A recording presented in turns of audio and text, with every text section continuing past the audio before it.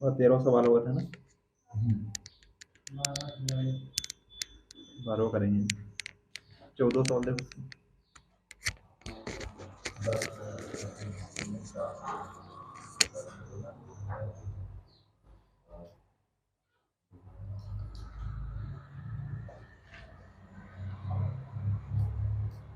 सवाल नंबर 14, 10 और 250 के बीच में 4 के कितने गुणज हैं? हमने कल कौन सवाल किए थे? भाज्य वाले किए थे। हमने एक सवाल कल किया था, 3 से की कितनी संख्याएं 3 से विभाज्य है, तो उसके लिए क्या क्या किया था हमने? एक एपी बनाई थी पहले। दूसरा सवाल था हमारे 7 से विभाज्य वाला था। तो भाज्य और विभाज्य में अंतर क्या था? भाज्य संख्याएं वे होती है जिनके 2 या 2 से अधिक क्या होते हैं? गुणनखंड होते हैं। बाकी अगर जो संख्याएं भाज्य होंगी, मतलब कि जैसे 3 से विभाज्य यानी कौन कौन सी होंगी? 3, 6, 9, 12। तो इनमें पहली संख्या तो हो सकता है कि भाज्य हो या अभाज्य हो। बाकी जैसा भी 6 होगी, 9 होगी, 12 होगी, 3 में सब में किसका भाग जाएगा? 3 का जाएगा ही जाएगा। तो यानी कि पहली संख्या को छोड़कर तो हो सकता है कि सभी संख्याएं भाज्य हो। बाकी पहली संख्या के अलावा जैसे कि अभी 3 क्या भाज्य अभाज्य? अभाज्य संख्या है। गलत बता दिया था मैंने कल आपको, बाद में दिखाना है कि भाज्य और विभाज्य एक ही बात नहीं होती। यानी कि अगर मैं 7 से विभाज्य संख्या लिखूँ, 7, 14 हमने सवाल सही किए थे, बाकी भाज्य और विभाज्य क्या था वो बता रहा हूँ आपको। उसके बाद क्या बना था? 21, 28। ये सब संख्याएं क्या है? 7 से विभाज्य है। ये सब संख्याएं क्या है? 3 से विभाज्य। अब इन्होंने पहली संख्या देखेंगे कौन कौन सी? ये 3। तो क्या 3 संख्या भाज्य अभाज्य? अभाज्य। क्यों अभाज्य? क्योंकि भाज्य संख्याएं क्या होती है? जिनके 2 से अधिक गुणनखंड हो। अब 3 के 2 से अधिक गुणनखंड क्या होंगे? 3 में किस किस का भाग जाएगा? एक तो 1 का जाएगा और एक किसका जाएगा? 3 का। इन दोनों के अलावा नहीं जाएगा किसी का भाग। तो यानी 3 क्या है? एक अभाज्य संख्या है। बाकी 3 से विभाज्य सभी संख्याएं क्या होंगी? भाज्य होंगी। किसको छोड़कर? 3 को छोड़कर। ऐसे 7 में क्या होगी? 7 को छोड़कर सभी संख्याएं क्या होंगी? भाज्य होंगी। बाकी 7 नहीं होगा। 7 में किसका भाग जाएगा? एक तो 7 का जाएगा और एक 1 का जाएगा। तो भाज्य और अभाज्य, भाज्य और विभाज्य एक ही बात नहीं है। अगर 3 से विभाज्य की बात करें तो कौन सी होंगी? 3, 6, 9, 12, 15, 18, 3 के पहाड़े पढ़ते जाओ। बाकी जैसे सवाल में कहेगा। तो भाज्य और उसके बाद विभाज्य दोनों एक ही बात नहीं है, ध्यान रखना। भाज्य संख्या वे होती है जिनके 2 से अधिक गुणनखंड हो। अब हमारा सवाल क्या अगला? प्रश्न क्रमांक 14। मैंने बोलने में गलत बोल दिया था, बाद में ध्यान आया मेरे को, इसलिए। सवाल क्या है अगला? 4, 4, 10 और 150। 10 बोला तो क्या? 4, 10 और, अच्छा 10 आपने बोला। अच्छा 10, अच्छा मैंने बोला था 4। 10 और 250 के बीच में 4 के कितने गुणज है? गुणज क्या होता है? गुणज क्या होता है? गुणज कल तो हमने विभाज्य पढ़ लिया था। गुणज क्या होता है? जो उसका गुणा होता है। गुणज यानी समझ लो कि जिसकी बात कर रहे हैं उसका पहाड़ा की बात कर रहे हैं। किसके किसके गुणज की बात कर रहे हैं? यहाँ पर 4 के गुणज की बात कर रहे हैं। यानी 4 का पहाड़ा। 5 के गुणज की बात करेंगे तो 5 का पहाड़ा। 8 के गुणज की बात करेंगे तो 8 का पहाड़ा। 4 के गुणज क्या होंगे? 4, 8, 12, 16, 20, पढ़ते जाओ जितना पढ़ सको अपन। तो यानी कि गुणज क्या होंगे?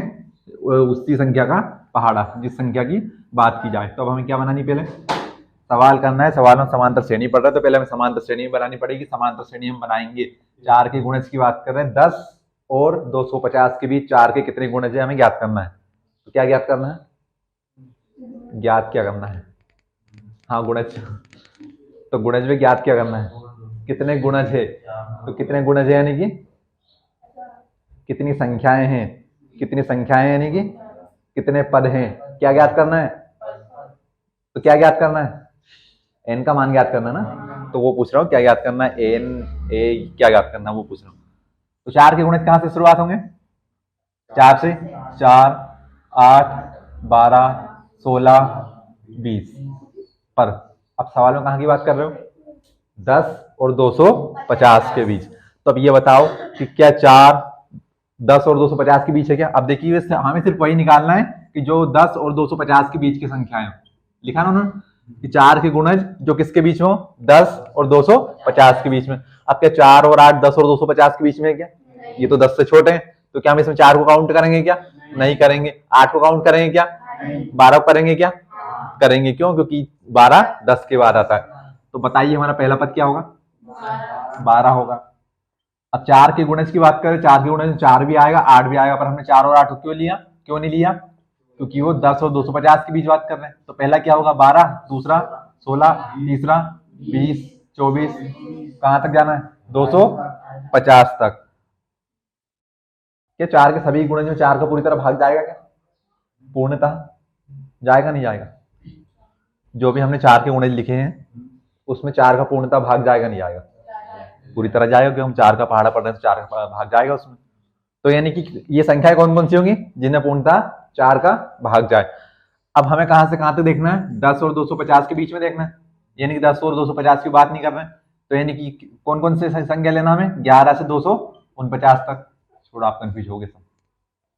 बताओ 250 से भाग जाएगा नहीं जाएगा 4 का?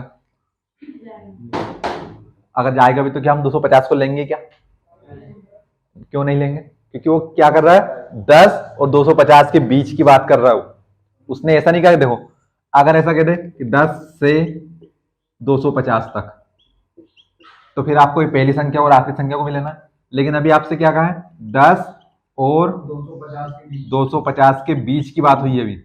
तो इन दोनों शब्दों में अंतर है। यहाँ पर 10 से 250 तक बात कहें तो 10 को भी लेना है, अगर 4 का भाग जाए तो। या तो लेना ही नहीं है। 250 में अगर 4 का भाग जाए तो इसे भी लेना है। कब? जब 10 से 250 तक है। लेकिन अभी हमसे क्या कहा है? 10 और 250 के बीच की, यानी कि इनके बीच की बात हो रही। तो क्या मैं 10 को लेंगे क्या? हालांकि अभी तो हम ले ही नहीं सकते, क्यों? क्योंकि इसमें 4 का भाग नहीं जाएगा। 10 में जाएगा क्या? 10 आता 4 के पहाड़े में? नहीं आता। 250 भी नहीं आता। 250 के पहले कौन आता है? 249। सीधी सीधे देख के बताओ क्या इसमें 4 का भाग जाएगा नहीं जाएगा? क्यों नहीं जाएगा? क्योंकि विषम संख्याओं में सम संख्याओं का पूर्णतः भाग नहीं आता। तो फिर किसको लेंगे? 248 को लेंगे। भाग देके देखेंगे। 4 में 2 का जाएगा? किसका जाएगा? नहीं जाएगा। तो किसमें जाएगा? 24 में। 4 संगे 24। 4 में से 4 गया तो 0, 2 में से 2 गया तो 0, ऊपर से कितना आया?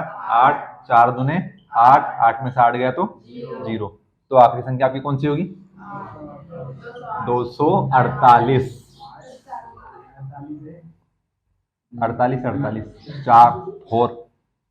ऐसा नहीं हो तो ऐसा बना दो। तो क्या हमारी समानता श्रेणी बन गई क्या? क्या बनी? 12, 16, 20, 24 डॉट डॉट डॉट कहां तक बनेगी? 248 तक। ध्यान रखना अगर से कहे तो उन संख्याओं को भी लेना है, अगर बीच की बात करें तो उन संख्याओं को नहीं लेना। तो पहला पद यहां से क्या हो जाएगा हमारा?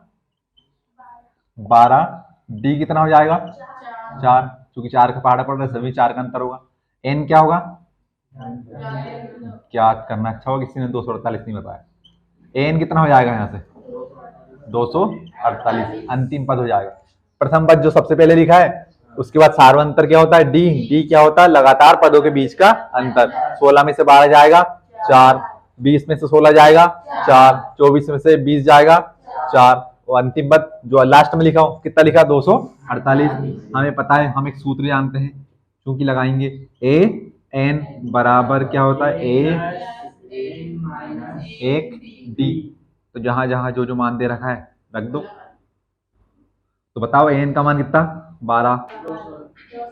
248। ए का मान 12 प्लस एन हमें याद करना है। डी कितना हो गया? 4। 12 इस तरफ प्लस का, इस तरफ अगर 248 माइनस 12 बराबर कितना बचा? एन माइनस 1 गुणा 4। 8 में से 2 गया 6, 4 में से 1 गया 3, 2 का 2, 4 इस तरफ गुणा में है, इस तरफ भाग में, बराबर क्या बचा? N minus 1। 2 इसमें भाग, 4 एकम 4, 4 दूना 8, 4 पंजे 20, 24 ज्यादा हो जाएगा। 4 पंजे 20, कितने बचे? 23 में से गए 20, 3 3 और 6 36, 4 9 में 36।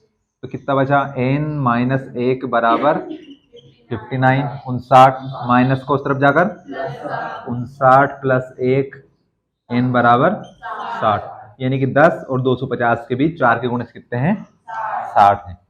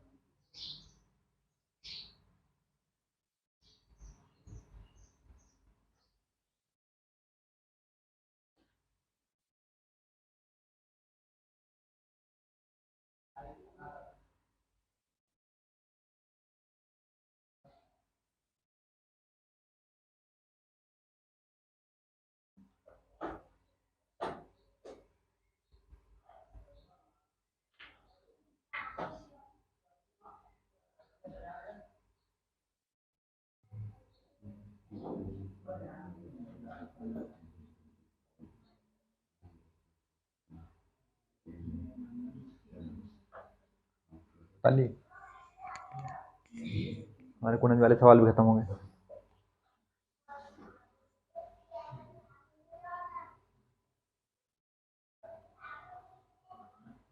आओ दोस्तों समांतर श्रेणी की तुलना करते हैं। आ जाओ 12वें सवाल पर। दो समांतर श्रेणियों का सार्वंतर समान है, यदि उनके 100वें पदों का अंतर 100 है तो उनके 1000वें पदों का अंतर क्या होगा। कितनी समांतर श्रेणियां हमारे पास हैं? दो समांतर श्रेणी है। सवाल में बात है दो समांतर श्रेणियों का सार्वंतर, सार्वंतर क्या होता है, लगातार पदों के बीच का अंतर। तो यानी कि दो अलग अलग समांतर श्रेणियां हैं, अब दोनों के बीच का अंतर क्या है, सार्वंतर समान है। तो सार्वंतर जो भी अंतर है वो जितना भी, अगर एक होगा तो एक क्या होगा, दोनों का एक एक होगा, अगर एक का दो होगा तो दोनों का क्या होगा, दो दो होगा। ये प्रश्न क्रमांक कौन सा है, 12वां। तो अब सबसे पहले हमें क्या करना पड़ेगा, दो समांतर श्रेणियां लेनी पड़ेंगी। अब उनका लेने का तो कुछ नहीं कहा हमसे, ना प्रथम पद कहा ना सार्वंतर कहा, तो हमें मानना पड़ेगा। तो मानते हैं कि माना, अब क्या मानेंगे, दोनों का सार्वंतर,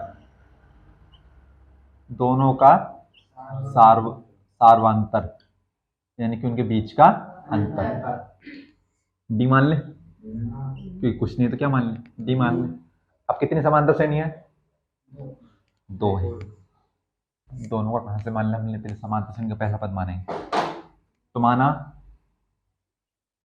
पहली एपी का पहला पद।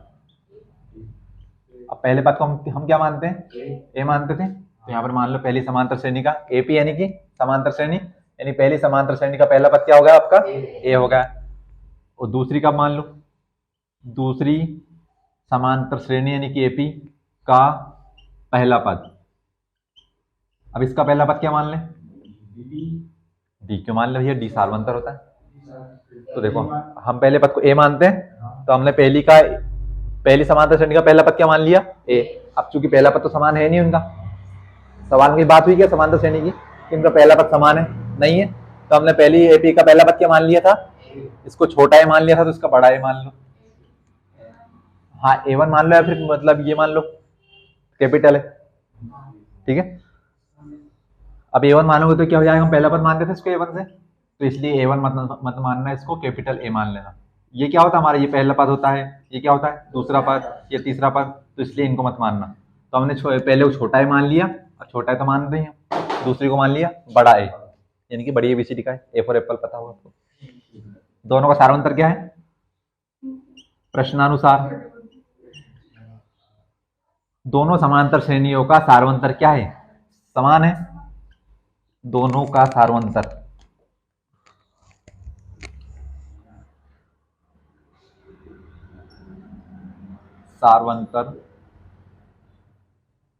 हमने मान लिया डी। हमारे पास सवाल में दो समांतर श्रेणी की बात कर रहे हैं, समांतर श्रेणी का पहला पद भी नहीं दिया हमें, सिर्फ क्या कहा है कि दोनों का सार्वंतर क्या है, समान है, तो हमने उसको मान लिया डी। अब हमारे पास दोनों समांतर श्रेणियों का पहला पद नहीं था, तो हमने पहली समांतर श्रेणी का पहले पद को मान लिया स्मॉल ए, दूसरी समांतर श्रेणी का पहला पद मान लिया हमने कैपिटल ए, क्योंकि दोनों को अलग अलग तो मानना पड़ेगा हमें। अब आगे कह रहे हो कि भैया इनके 100वें पदों का अंतर कितना है, समांतर श्रेणियों के 100वें पदों का अंतर कितना है, 100 है।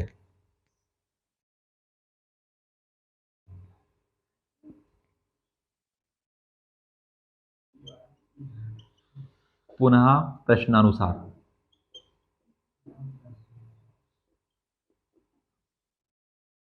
अब जो बोर्ड पे लिखा उसके हिसाब से बताना। पहली समांतर श्रेणी का पहला पद क्या, ए।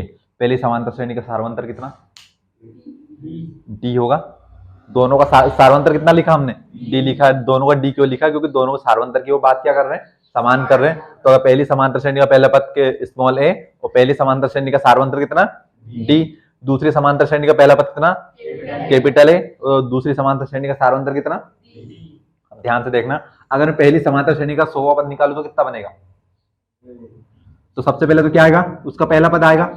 पहली समांतर श्रेणी की बात कर रहा हूं, तो पहली समांतर श्रेणी का पहला पद क्या है, ए है। उसका सार्वंतर कितना है, डी है। ये पहली समांतर श्रेणी हो गई AP1, ये दूसरी समांतर श्रेणी हो गई AP2। दो समांतर श्रेणी की बात कर रहे हैं, तो पहली समांतर श्रेणी AP1, दूसरी समांतर श्रेणी AP2। दोनों के बीच का अंतर कितना है, अंतर क्या होता है, घटाना। दोनों के 100वें पदों का अंतर कितना है, 100 है।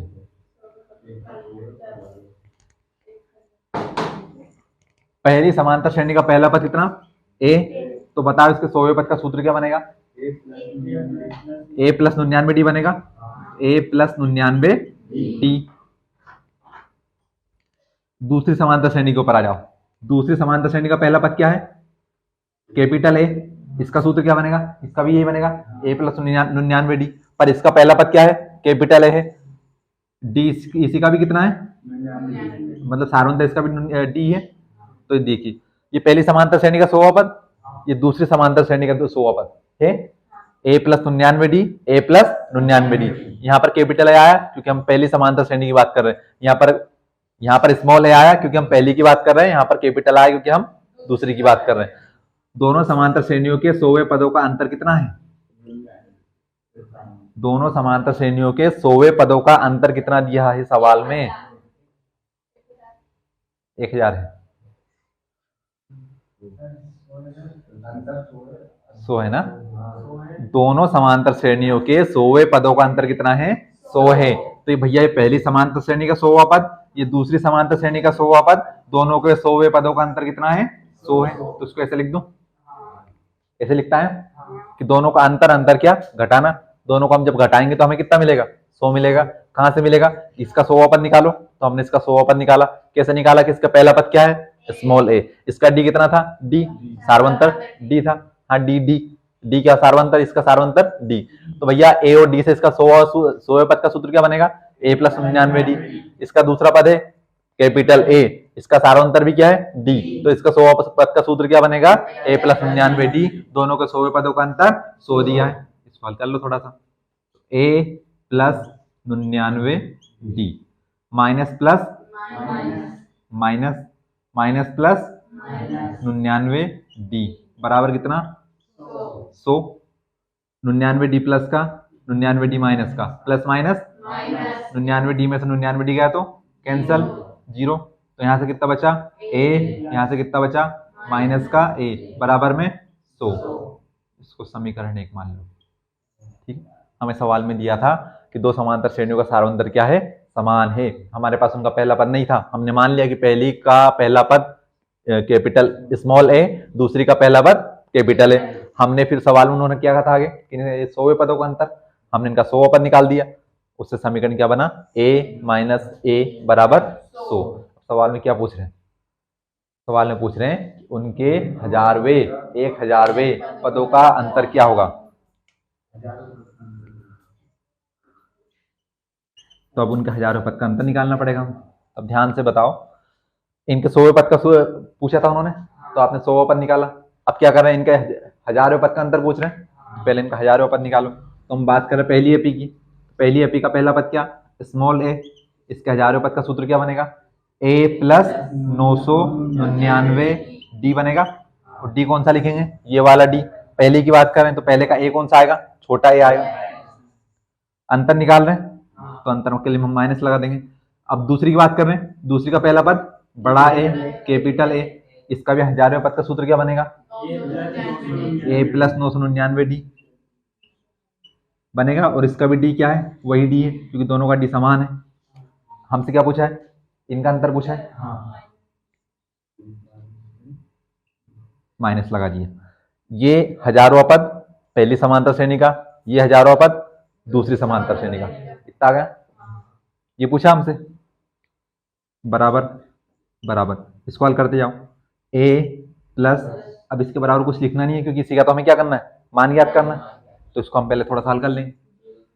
ए प्लस 999 डी, ये माइनस ये प्लस, माइनस प्लस माइनस ए का ए, ये माइनस प्लस माइनस 999 डी, ध्यान से देखना ये 999 डी प्लस है, ये 999 डी माइनस है, तो ये क्या हो जाएंगे आपस में कैंसिल हो जाएंगे, क्यों क्योंकि 999 में से 999 गया तो 0, यानी कुछ नहीं बचा, तो बचा क्या ए, और ये माइनस का ये प्लस मत लगाना, जो इसका चिन्ह वो लगाना है माइनस का ए। ध्यान से देखना हम 1000वें पद की बात कर रहे हैं, बड़ी संख्या यहाँ पर नहीं है, 1000वें पद के लिए, 1000वें पद के लिए। तो ध्यान से देखना समीकरण 1 में ए माइनस ए का मान कितना है, समीकरण 1 से हमारे पास क्या लिखा है ए माइनस ए, और ए माइनस ए का मान कितना है 100, तो ए माइनस ए बराबर कितना 100, तो यानी कि समांतर श्रेणी का 1000वें पद का अंतर भी कितना आएगा 100 ही आएगा, क्योंकि हमने 1000वें पद को हल किया, 1000वें पद को हल करने पर क्या मिला हमें ए माइनस ए, और हमारे पास ए माइनस ए का पहले से मान कितना था 100, तो यानी कि समांतर श्रेणी के 100वें पद का अंतर भी कितना है 100, इसका 1000वें पद का अंतर भी कितना है 100। यही आता है उत्तर, आया नहीं आया तो उतार लो। तो देखो सवाल में संख्या ही नहीं, तो आपको सवाल तो को सिर्फ करते जाना है और बाकी जो आ जाए वो आपको उत्तर। ये स्क्वायर नहीं लगा है, से लगा है, से लिखा है छोटा ए की मात्रा से।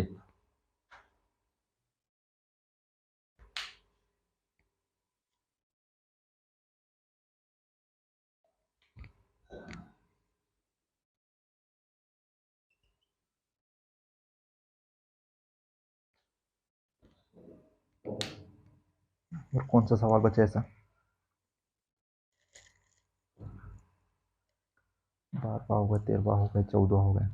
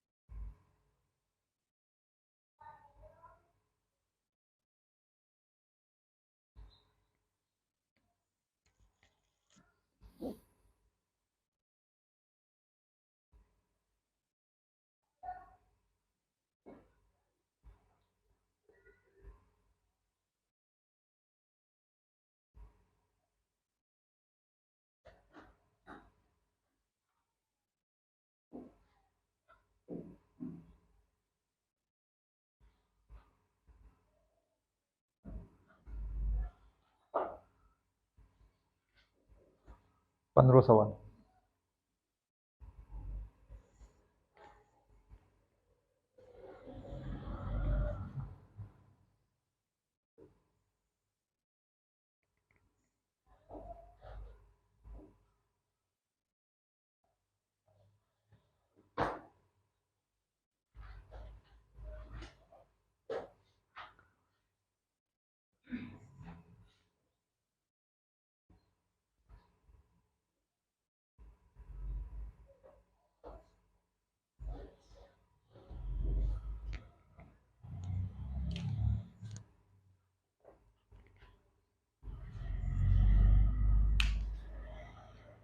पढ़ लो सवाल 15। आपने इतना कर लिया कि अपने खुद के लिए 1 से 2 बार कम से कम सवाल को पढ़ लिया और सवाल को शुरू करने से पहले कि आपको सवाल में पता चल जाएगा हमें सवाल में करना क्या है। सवाल में लिखा है कि n के किस मान के लिए। तो पहले तो ये बताओ कि सवाल में ज्ञात क्या करना है।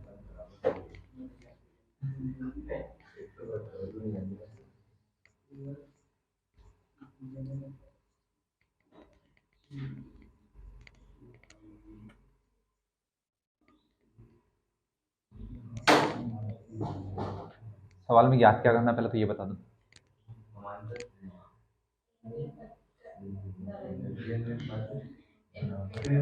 ज्ञात क्या करना है सवाल में। हाँ ज्ञात करना है। क्या ज्ञात करना है। एन का मान। हम भैया पहली लाइन में लिखा है सिर्फ 3 शब्दों में कि एन के किस मान के लिए। मतलब थोड़े बड़े हो जाओ। ये लिखा किस, ये लिखा क्या, ये लिखा कौन, ये लिखा कब, ये सब क्या है। ये सब प्रश्नवाची चिन्ह। शुरू में लिखा कि एन के किस मान के लिए। तो एन क्या करना है, एन का मान ज्ञात करना है। क्या पढ़ रहे हो मतलब, ना आपको हिंदी आती है ना इंग्लिश आती है। गणित तो छोड़ ही दो, खैर मैं सिखाऊंगा खैर। अब सवाल में क्या लिखा आपके पास। एन के किस मान के लिए दो समांतर श्रेणियों के एन व पद आपस में क्या होगा, बराबर होगा। पिछले सवाल में बराबर क्या था, सार्वंतर बराबर था। यहाँ पर क्या है, एनवें पद का मान बराबर है। हमारे पास कितनी समांतर श्रेणियां हैं यहाँ पर, 2 समांतर श्रेणियां लिखी हुई हैं। हम पहली को मान ले AP1, दूसरी को मान ले AP2। तो बताओ पहली समांतर श्रेणी क्या है, 63, 65, 67 ये चल रही। दूसरी समांतर श्रेणी क्या है, 3, 10, 17 डॉट डॉट डॉट। अब ये 2 समांतर श्रेणियां चल रही थी। आपसे ये पूछा है कि इन दोनों समांतर श्रेणियों का कौन सा मान आपस में, कौन सा पद आपस में बराबर हो जाएगा। अब वो जो भी पद आपस में बराबर होगा ना, वो आपका n का मान बराबर होगा। अब n क्या होता है, पदों की संख्या होती है। मान लिया जाए कि इसका 12वां पद भी 100 आ जाए। 100 तो नहीं आएगा, ये विषम संख्या चल रही। तो मान लिया जाए इसका 100वां कितना 12वां पद, 15वां पद कौन सा मान लो आप। n का मान हमने मान लिया 15, तो यानी कि 15वां पद इसका क्या होगा, 99 होगा ना। तो इसका भी 15वां पद क्या होगा, 99 होगा। तो ये हमें याद करना है कि कौन सा nवां पद, यानी कि अब n क्या होता है, पदों की संख्या। तो वही n का मान हमें निकालना है। तब सवाल के हिसाब से उसे जमाएंगे हम। तो सवाल को पहले पढ़ लो एक बार, क्या लिखा है, n के किस मान के लिए 2 समांतर श्रेणियां है। 99 नहीं है इसमें। तो यानी कि n के किस मान के लिए दोनों समांतर श्रेणियों का nवें पद क्या होगा, आपस में बराबर होगा। अब समांतर श्रेणी में जो भी आपका nवां पद होगा वही क्या होता है आपका, समांतर श्रेणी का जो आपका nवां पद होता है वही क्या होता है, अंतिम पद होता है। तो यानी कुल मिलाकर हमें क्या मिल जाएगा यहाँ से। तो क्या दोनों का अंतिम पद आपस में बराबर होगा क्या। मैंने अभी यहाँ पर लिखा था 99, तो इसमें क्या लिखा था मैंने 99, कि जो भी आपका nवां पद आएगा। अब भैया अगर इसका nवां पद क्या है 99, तो इसका अंतिम पद क्या होगा, इसका अंतिम nवां पद क्या है 99, तो इसका भी अंतिम पद क्या होगा 99। तो क्या दोनों का अंतिम पद आपस में बराबर होगा क्या, होगा। और वही आपस में क्या होगा, बराबर होगा, nवां पद होगा आपका। हालांकि अब वो, तो क्या मैं इसको यहाँ पर मान लू, इसका अंतिम पद कितना an नहीं है हमारे पास, तो मान लेते an। इसका भी अंतिम पद क्या हो जाएगा an। तो अभी हम बात कर रहे हैं AP1 यानी कि पहली समांतर श्रेणी की। तो आप इससे देख के बताओ इसमें A का मान क्या होगा, 63। इसमें D का मान कितना होगा, क्या 2 हो जाएगा। कैसे होगा? बाद वाले पद से पहला वाला पद घटाओ, तो 65 में से गए 63, तो सीधे सीधे लिख दो 2 कि a2 - a1 करो, कितना आएगा? 2 आएगा। इतना ही हमारे पास। और अंतिम पद को इस बार में ऐसे लिख दो, अंतिम पद क्या है आपका? a n। बात करते हैं दूसरी समांतर श्रेणी की। n का मान है ही नहीं हमारे पास, निकालना हमें। अब दूसरी समांतर श्रेणी की बात कर रहे हैं। इसमें a का मान कितना है? 3 है। इसमें d का मान कितना है? 7 है। बाद वाले से पहला वाला घटाना, ध्यान रखना। 10 में से गया 3, कितना बचेगा? प्लस का बचेगा, क्योंकि बड़ी संख्या प्लस की होगी यहाँ पर। और इसका भी अंतिम पद क्या होगा? नहीं भैया, 10 में से 3 घटाएंगे, 10 - 3, तो बड़ी संख्या प्लस की है ना, 7 ही आएगा। दूसरा पद माइनस पहला पद। इसका भी अंतिम पद क्या होगा आपका? a n। ये समांतर श्रेणियां, दोनों में क्या करना हमें? n का मान ज्ञात करना, और दोनों के लिए n का मान क्या आपस में? बराबर। तो मैं लिखूं यहाँ पर प्रश्नानुसार, प्रश्न के अनुसार। प्रश्न के अनुसार क्या कह रहा है कि दोनों समांतर श्रेणियों का nवां पद आपस में क्या होगा? बराबर होगा। तो इसका nवां पद यानी कि अंतिम पद a n, इसका भी nवां पद यानी कि a n। अब मैंने दोनों को a, दोनों को d मान लिया, दोनों को a, दोनों को d मान लिया।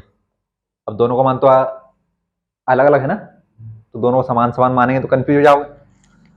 इसको हमने माना छोटा है, इसको मान लो आप बड़ा है। ये छोटा बड़ा की बात नहीं कर रहा हूं मैं। हाँ, तो ये आप ये मान लो। इसको हमने माना d, तो इसको क्या मान लो? बड़ा d मान लो। और दोनों का nवां पद आपस में क्या है? बराबर है। तो भैया जो बराबर है उनको तो हम समान मान सकते हैं, क्योंकि पिछले सवाल में क्या था? दोनों को सारवंतर बराबर था, तो दोनों को हमने क्या मान लिया था? सिर्फ d मान लिया था। पर क्या यहाँ पर दोनों को मान d बराबर है क्या? तो हम दोनों d को भी एक समान नहीं मान सकते, तो इसको छोटा माना, इसको बड़ा मान लिया। क्या दोनों का प्रथम पद बराबर है क्या? तो इसलिए हमने दोनों को अलग अलग माना। ध्यान से देखना, प्रश्न में कह रहे हैं कि दोनों का nवां पद आपस में क्या है? बराबर है। तो भैया पहली समांतर श्रेणी का nवां पद बराबर ये दूसरी समांतर श्रेणी का nवां पद, दोनों आपस में क्या है? बराबर है। यानी कि इसका भी अंतिम पद और इसका भी अंतिम पद आपस में क्या है? बराबर है। अच्छा, चूंकि a n का मान क्या होता है? कितना होता है? सूत्र नहीं पता आपको, मैंने ये पूछ लिया, आप इसमें कंफ्यूज हो गए। a n बराबर क्या होता है? a + n - 1d। अरे सूत्र तो वही होगा ना a n का। इस तरफ क्या लिखा है? a n। अब हम पहली की बात कर रहे हैं, पहली के लिए सूत्र क्या बनेगा? a + n - 1d। ये हम दूसरी की बात कर रहे हैं। यहाँ पर कंफ्यूज हो जाओगे कि मैं इसको an2 कर दूं, क्योंकि दोनों समान है इसलिए मैंने दोनों को an लिखा है। अब हम दूसरी की बात कर रहे हैं, तो दूसरी का पहला पद क्या है? कैपिटल A प्लस n का मान तो इसमें भी n ही है, और इसका d का मान कितना है? बड़ा d है, कैपिटल D। ये क्या है आपस में? इससे क्या आएगा? ये पहली वाले का अंतिम पद आएगा, ये दूसरे वाले का अंतिम पद आएगा। an बराबर an a + n - 1d। यहाँ पर छोटा और छोटा क्यों लिखा? क्योंकि हम पहली समांतर श्रेणी की बात कर रहे हैं। यहाँ पर बड़ा बड़ा क्यों लिखा? क्योंकि हम दूसरे समांतर श्रेणी की बात कर रहे हैं। और दोनों को आपस में बराबर क्यों लिखा? क्योंकि दोनों का अंतिम nवां पद यानी कि अंतिम पद क्या आपस में? बराबर। इतना नहीं आया समझ, बस यहाँ सवाल हो जाएगा आपका। a + n - 1d, छोटा a + n - 1 छोटा d बराबर बड़ा a + n - 1 बड़ा d। दोनों समांतर श्रेणी चल रहे हैं ना साथ में, इसलिए स्मॉल a का मान कितना? 63। क्या लगा बीच में? प्लस n का मान हमें ज्ञात करना -1 और d का मान 2। बीच में क्या लगा? बराबर कैपिटल A का मान 3 प्लस n का मान हमें ज्ञात करना, और d का मान यहाँ से कितना है? 7। बड़ा d और बड़ा d कितना है? 7। बस अब इसे हल कर लो। क्या तो जो ये 63, 3 इस तरफ प्लस का इस तरफ आकर ये पूरा n - 1 गुणा 2, ये का आएगा इस तरफ प्लस का है। अब तो एक काम करो, रुक जाओ। सबसे पहले हम सवाल को करने में क्या करते हैं? ब्रैकेट खोलते हैं। तो ब्रैकेट खोल लो यहाँ पर। 63 प्लस 2 का गुणा n में किया तो 2n प्लस माइनस 2 का गुणा 1 में किया तो 2 बराबर 3 प्लस 3 तो ऐसा कैसा? 7 का गुणा n में किया तो 7n प्लस माइनस 7 का गुणा 1 में किया तो n को एक तरफ कर लो, संख्या को एक तरफ कर लो। तो भैया 7n इस तरफ ऐसा कैसा?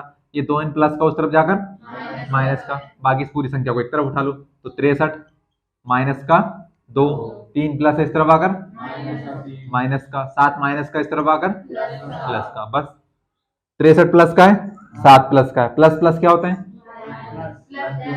प्लस, 63 और 7 70, -2 -3, माइनस माइनस 3 और 2 बड़ी संख्या माइनस की है, क्या आएगा माइनस 7n प्लस का 2n माइनस का प्लस माइनस 7n में से 2n गया तो 5n प्लस माइनस 70 में से 5 गया तो 65, ये 5 इस तरफ n के गुणा में इस तरफ आकर भाग में n हो गया अकेला, n बराबर 5 एकम 5, 6 में से 5 गया, 1 बचा, 1 और 5 15, 5 दिया 15, तो n बराबर कितना आ गया 13, यानी कि दोनों समांतर श्रेणियों का 13वें पद का मान आपस में क्या होगा बराबर होगा।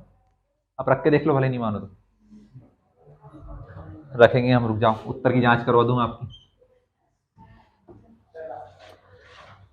बताओ तो भैया 13वें पद का सूत्र क्या बनता है a प्लस 12d।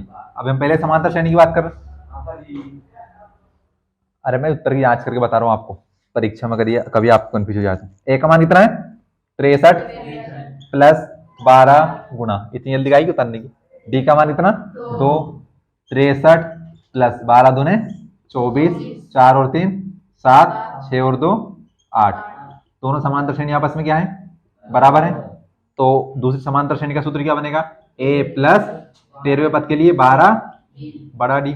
ए का मान कितना है 3 प्लस 12 गुणा डी का मान यहां से कितना है 7, 3 प्लस 12 सत्ते 84 होते हैं, 84 और 3 87, तो यानी दोनों के n पद का मान आपस में क्या है बराबर बराबर, ऐसे बराबर है, इसलिए हमने उनको बराबर लिखा था आपस में।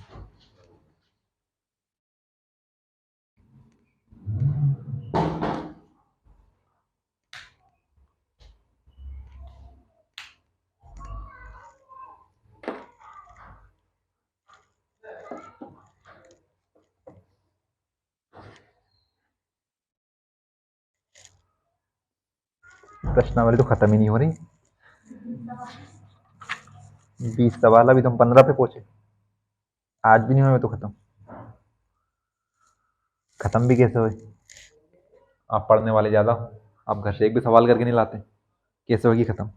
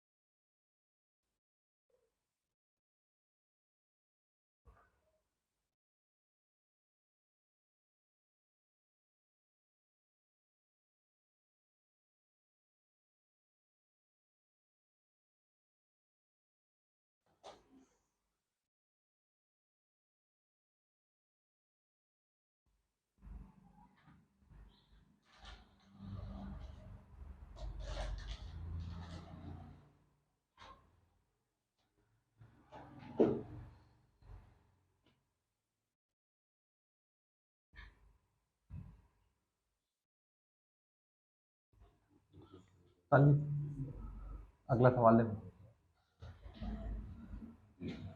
वह एपी याद कीजिए जिसका तीसरा पद 16 है और सातवां पद पांचवें पद से 12 अधिक है।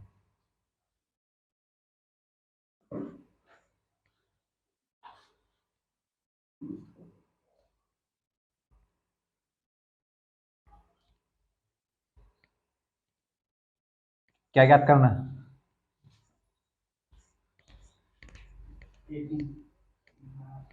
यानी कि समांतर श्रेणी याद करनी है। वह समांतर श्रेणी याद कीजिए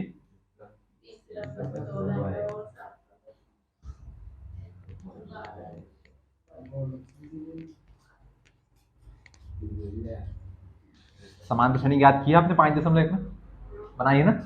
कर लोगे क्या? बताओ तो कैसे करोगे? अभी आज के लिए कर लो, घर से करके नहीं लाओगे, बोल दोगे समझ में नहीं आया तो यही बता दो, होगा नहीं होगा तो मैं करवा दूँ उसको। कर लो तो मैं आगे बढ़ जाऊँ। यहाँ वहाँ की बातें मत करो, सवाल कराओगे, हम नहीं करेंगे। वह एपी याद कीजिए जिसका तीसरा पद कितना है? 16 है और सातवां पद पांचवें पद से 12 अधिक है। समांतर श्रेणी का पहला पद क्या होता है? ए। सार्वंतर क्या होता है? डी। तो हमें दिया है, मान ही ले, नहीं दिया तो पहले माना, क्या मान लिया? पहला पद कितना? ए। सार्वांतर, सार्वंतर कितना? डी। इसे अलग अलग सार्वंतर लिख देते हैं, सार प्लस अंतर ऐसे करके, प्लस नहीं लगाते, मतलब सार्वंतर। तो दोनों की संधि हो जाएगी तो क्या बन जाएगा? सार्वंतर। तो सार्व अंतर और सार्वंतर एक ही बात है। आ और आ के योग से बड़ा मिल जाएगा, दीर्घ स्वर संधि सार्वंतर। छोड़ो, हिंदी गणित पढ़ेंगे हम तो इतना हमने मान लिया कि माना पहला पद कितना? ए। सार्वंतर कितना? डी। और हमें दिया है, क्या दिया है? समांतर श्रेणी का तीसरा पद दिया। तो बताओ तीसरा पद क्या होता है? ये होता है A3 होता है। इसका सूत्र क्या बनता है? कौन सा पद है भैया? 16वां सवाल देखना है। A+2D। मैं सवाल नहीं लिखा, नंबर नहीं लिखा सवाल का, प्रश्न क्रमांक 16। हमें तीसरे पद का मान दिया तो तीसरे पद को हम लिखते हैं A+2D। कितना दिया है? 16।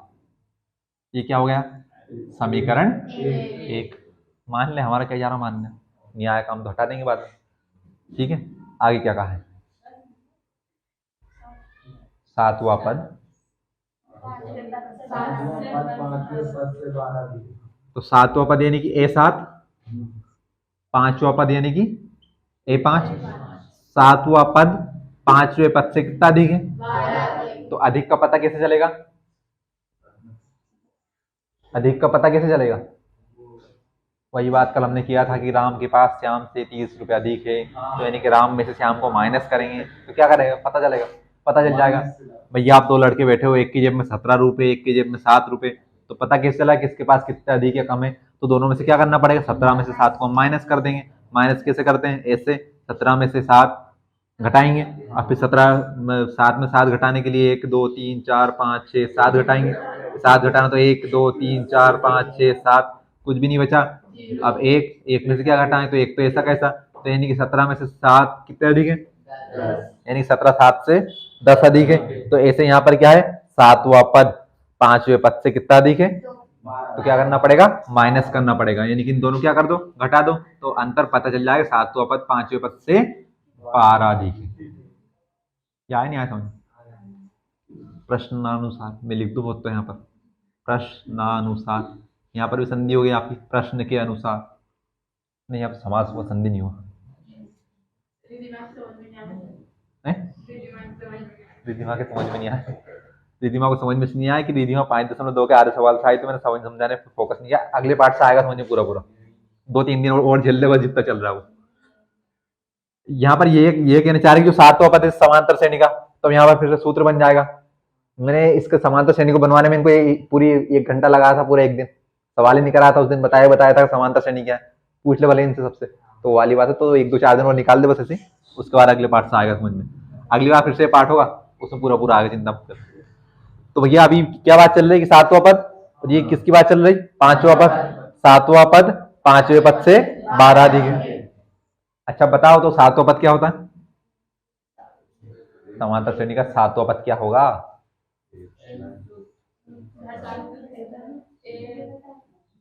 सातवें पद का सूत्र के अलावा और कुछ पता है क्या आपको? मैंने आपको और कुछ बताया क्या? तो बताओ क्या होगा? ए प्लस छेडी होगा। तो और क्या पूछ रहा हूं? क्या आपको सवाल में सातवें पद का मान दिया है क्या?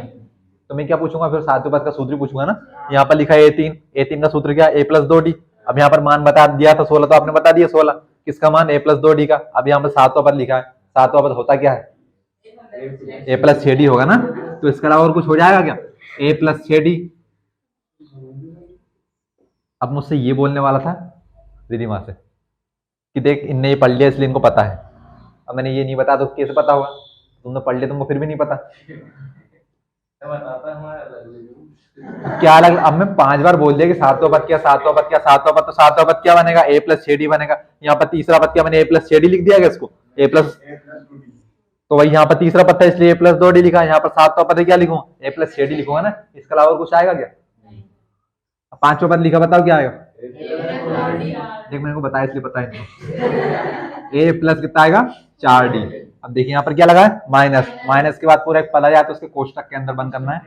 ए प्लस 4d, दोनों का अंतर कितना है? 12। यानी पहले हमने लिखा कि सातवां पद पांचवें पद से 12 अधिक है। अधिक का कैसे पता चलेगा? दोनों को माइनस करना पड़ेगा। तो यानी सातवें पद में से पांचवें पद हमने घटा दिया तो कितना आ गया? 12। अब हमें पता है कि सातवें पद का सूत्र क्या होता है? ए प्लस 6d। अब भैया ये बताओ कि हमने ये लिख दिया A7 माइनस A12, समझ लो। ये स्टेप को थोड़ी देर के लिए भूल जाओ। मैंने सिर्फ इतना लिखा A7 माइनस A5 बराबर 12। तो अब इसके आगे क्या करना? तो कुछ तो करना पड़ेगा। तो अब हमें पता है कि सातवें पद का सूत्र क्या? सूत्र को लिख दो। पांचवें पद का सूत्र क्या? सूत्र को लिख दो। और अब इसके बाद इसका अंतर कितना है? 12। बस आगे बढ़ाते जाओ। A प्लस 6d, ये माइनस और ये प्लस, माइनस प्लस, तो माइनस का A माइनस प्लस 4d बराबर का कितना? 12। ध्यान से देखो, A प्लस का है, A माइनस का, एक A में से एक गया, कितना बचा? यानी कि A से हो गया कैंसल। 6d प्लस का है, 4d माइनस का है, प्लस माइनस क्या होता है? 6 में से 4 गया तो 2d बराबर कितना? 12। d का मान निकालना है, d को कर लो अकेला, तो उस तरफ गुणा में उस तरफ कहाँ जाएगा? तो 12/2 और 2 छंगे 12, तो d का मान कितना आ गया? 6। हमें क्या बनानी है? समांतर श्रेणी का पहला पद क्या होता है? दूसरा पद क्या होता है? हमें समांतर श्रेणी बनानी है ना। तो समांतर श्रेणी का पहला पद क्या होता है? a। दूसरा पद क्या होता है? a plus d। तीसरा पद क्या होता है? a plus 2d। चौथा पद क्या होता है? a plus 3d। उसके बाद बढ़ाते जाओ, a plus 4d, a plus 5d। तो हमें समांतर श्रेणी बनानी है, सवाल के लिए बनानी है ना। AP बनानी है समांतर श्रेणी। तो उसके लिए हमें क्या क्या चाहिए? एक तो a का मान चाहिए और एक d का मान चाहिए। हम d का मान निकाल चुके हैं, अभी हमें किसका मान चाहिए? और a का मान भी चाहिए। तो a का मान निकालने के लिए कौन से वाले समीकरण में मान रख दो? पहले वाले में रख दो भाई। हमारे पास क्या है? समीकरण 1 है, तो समीकरण 1 में d का मान रखने पर, क्या रखने पर? d का मान रखने पर, तो पूरा लिखना वहां पर। तो समीकरण 1 क्या है? a प्लस 2d बराबर का 16। a तो ऐसा का ऐसा, प्लस 2 भी ऐसा का ऐसा, 2d का में गुणा में है तो इसलिए यहाँ पर गुणा लगाया। d का मान कितना है? 6 बराबर कितना? 16। a प्लस 6 दूने 12 बराबर 16। 12 इस तरफ प्लस का उस तरफ जाकर, तो 16 माइनस के 12, a बराबर होता है प्लस माइनस 16 में से 12 गया तो 4, यानी कि a का मान कितना आ गया? 4 आ गया। समांतर श्रेणी बनानी है, तो बना दो समांतर श्रेणी। समांतर श्रेणी AP। पहला पद क्या होता है? A1। A1 का मान कितना? A कितना आया? 4। दूसरा पद A2 कितना? A plus D। देखिए पहला पद, दूसरा पद, तीसरा पद ऐसे बनाएंगे कि पहले पद में तो हमेशा A1 को लिखकर क्या लिखना है? A लिखना है। अब दूसरे पद में आता जाएगा D। दूसरा पद है यहाँ पर, तो यहाँ पर दूसरे पद के लिए डी एक कम हो जाएगा। अब यहाँ पर डी के साथ कितना लिखना, एक। अब किसी भी संख्या के साथ कुछ नहीं लिखा तो कितना लिखा होता है, एक, इसलिए हम एक को लिखते नहीं। तो दूसरा पद क्या बन गया, ए प्लस डी। अब यहीं से तीसरा पद बनाएंगे तो तीसरे पद को हम लिख देंगे ए 3। अब ए तो सभी में आएगा प्लस, यहाँ पर कितना लिखा है, कितना लिखा है यहाँ पर 3, इससे एक कम यहाँ पर डी में गुणा कर देना, तो क्या बन जाएगा 2d। चौथा पद करना है, तो चौथा पद, अब ए तो सभी में आएगा प्लस 4 से यहाँ पर कितना करना है, एक कम करना है, तो यहाँ पर कितना जाएगा 3d। ऐसे अगर हमें अभी हमने पिछले सवाल 100वें पद का सूत्र बनाया था, ए 100 का मान, तो क्या हो जाएगा, ए तो ऐसा का ऐसा, लेकिन 100 से एक कम यहाँ पर कितना जाएगा 99d। तो ये सूत्र कैसे बनता है कि जिसका भी सूत्र बनाना हो उससे यहाँ पर क्या कर दो, एक कम करते जाओ, तो ये हमारा सूत्र बनता जाएगा। अब इसमें हम क्या कर दें, मान रखते जाएंगे। ध्यान से देखना, ए का मान हमने कितना निकाला 4, बीच में क्या लिखा है प्लस, डी का मान कितना 6 और 4 10। तीसरा पद ए का मान 4 प्लस 2d गुना में है, तो 2 गुना डी का मान 6 बराबर 4 प्लस 6 दुने 12, और 12 और 4 16। चौथा पद और निकाल लो, तो a प्लस 3d बराबर a का मान 4 प्लस 3 गुना d का मान 6, तो बराबर 4 प्लस 6 दिया 18, और 18 और 4 22। अतः हमें क्या निकालनी थी, एपी निकालनी थी, तो बस इतने पद निकालने। आप भले आप 100 पद निकाल दो, उसके आपसे पूछा है कितने पद निकालने, हमें तो एपी बतानी है। तो एपी का पहला पद कितना आया 4, दूसरा पद 10, तीसरा पद 16, फिर 22, डॉट डॉट डॉट कर देना, समझ जाएगा वो तो। आपको तो आया समझ में, अगले अगले पार्ट और अच्छा आएगा। अभी बात है कि तू आए उसके 7-8 दिन पहले से पार्ट चल रहा है।